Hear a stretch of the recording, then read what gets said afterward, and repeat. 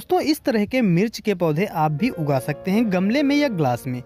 इस विधि में आप जितने बीज बोएंगे वो सारे के सारे पौधे अंकुरित होंगे और बहुत अच्छे स्वस्थ और रोगरोधी आपके पौधे तैयार होंगे। इस वीडियो में हम शुरू से अंत तक आपको बताएंगे कि आप कैसे बीज को बो करके किस तरह से ट्रांसप्लांटिंग करना है, जिससे आप अच्छा पौधा मिर्च का तैयार कर पाएँ। गमले में लगाना हो या फिर आप खेत में लगा रहे हों, काफ़ी अच्छा तरीका है। तो पूरा वीडियो देखिएगा ताकि कोई भी जानकारी आपसे ना छूटे।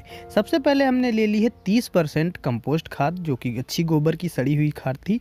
उसमें हमने 70% मिट्टी मिला ली है। अच्छी तरीके से उसको हमने मिक्स्ड कर लिया है, भुरभुरी मिट्टी बना ली है। फिर उसे हमने गमले में और ग्लासों में भर दिया है। अब हम उनमें बीज को बोने वाले हैं। ये जो बीज आपको दिखाई दे रहे हैं, ये सारे के सारे औपचारिक हैं। बीज बोने से पहले आप उसे औपचारिक जरूर करें। इसके लिए आप मैंकोजेब कार्बेंडाजिम का प्रयोग कर सकते हैं या स्टार्टअप साफ नाम की जो दवा थी उसका प्रयोग कर सकते हैं। आपको बीज कुछ इस तरह से बो लेने हैं। अगर गमले में आप बो रहे हैं तो उसमें जितने बीज कुछ इतनी दूरी पर आ जाएं उतने आपको बो लेने हैं। जैसा कि आपको दिखाई दे रहा होगा, कुछ एक दूरी बना करके हमने बोया है। 2 इंच या 3 इंच की दूरी रखते हैं तो मिट्टी जब हम उसकी नर्सरी निकालते हैं तो उसमें आसानी रहती है। प्रत्येक पौधे को थोड़ी मिट्टी मिलनी चाहिए। बीज बोने के बाद सारे बीज दिख रहे थे और उनको हमने 1-1 इंच मिट्टी में दबा दिया है।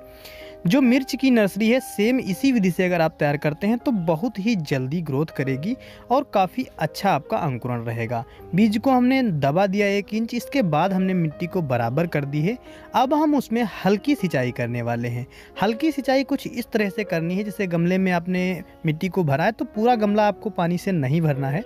उसमें इतना पानी आपको देना है कि 2 इंच तक मिट्टी में नमी बनी रहे।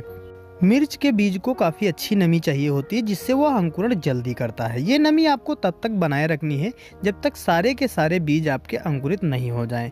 बिल्कुल आपको पानी को भरकर नहीं रखना है, बस ऐसे आपको रखना है कि मिट्टी में जब नमी खत्म हो फिर से आप उसकी सिंचाई कर दें।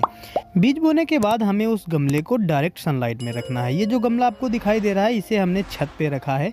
काफ़ी अच्छी धूप आती है और 7 दिन पर कुछ इस तरह से अंकुरण दिखाई देने लगा है। 1-2 पौधे जल्दी निकल चुके हैं और धीरे धीरे अंकुरण शुरू हो चुका है, जो आपकी मिट्टी फोड़ते हुए कुछ अंकुरण दिखाई दे रहे हैं।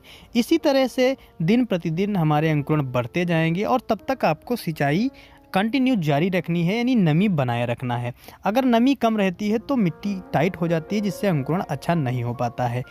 तो धीरे धीरे कुछ इस तरह से हमारी नर्सरी तैयार हो चुकी है और जब सारे अंकुरण निकल आएँ और 2 लीव्स की पत्तियाँ उसमें निकली हों, तब आपको उसमें बहुत हल्की एनपीके का प्रयोग करना है। कोई भी एनपीके ले सकते हैं, मात्रा काफ़ी कम रखनी है और सिंचाई करने के बाद हमें उसमें कुछ दाने डाल देने हैं। गमले में अगर आप डालेंगे तो बहुत कम दाने आपको डालने रहेंगे, जिससे क्या होगा, ग्रोथ आपका पौधा तेज़ी से करेगा।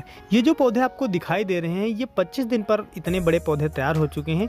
गमले में जो हमने पौधे उगाए थे उनसे काफ़ी अच्छे ग्लास में उगे हैं। ग्लास में सीमित पौधे हैं और उनको जितनी माइक्रोन्यूट्रिएंट्स पोषक तत्व चाहिए होते हैं उनको आसानी से मिल पाते हैं, और गमले में अधिक होने के कारण उनका पोषण अच्छे से नहीं हो पाता है। तो अगर आप इन्हें ग्लास में चयन करते हैं, ग्लास में इनकी बिजाई करते हैं तो काफ़ी अच्छा रिजल्ट मिलेगा। इसके बाद जब आप पौधे की रोपाई करने जा रहे हो तो ग्लास वाला जो मेथड है उसमें आप पूरा का पूरा ग्लास लगा सकते हैं, या उसमें आपने 2 पौधे 3 लगाए हैं तो उसको भी निकालने में आपको आसानी रहेगी।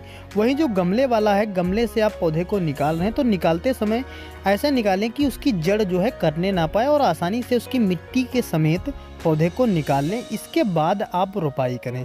रोपाई करते समय आप ध्यान रखें, जिस मिट्टी में आप लगा रहे हैं वहाँ पर मुलायम मिट्टी बना लें। खुरपी की सहायता से अच्छे से उसको मिट्टी के ढेले फोड़ लें और मुलायम मिट्टी होने पर जितनी मिट्टी आपके पौधे में जड़ में लगी हुई है वो पूरी की पूरी मिट्टी ज़मीन से दब जाए और बाद में उसको आराम से टाइट कर दें। अधिक आप टाइट ना करें, पौधा आपका बिल्कुल स्वस्थ खड़ा रहे। इसके बाद आपको वाटरिंग करनी है। वाटरिंग भी आप कम से कम करें। यूँ समझ लीजिए कि मिट्टी को आपको गीला करना है।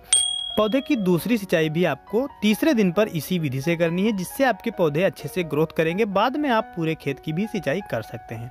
तो दोस्तों, जानकारी कैसी लगी कमेंट में जरूर बताइएगा। अगर पसंद आई है तो लाइक कर दीजिए, शेयर कर दीजिए। इसी तरह की खेती और बागवानी से जुड़ी जानकारी समय समय पर पाने के लिए हमारे चैनल को भी सब्सक्राइब करें और घंटी को ऑल पर सिलेक्ट करें।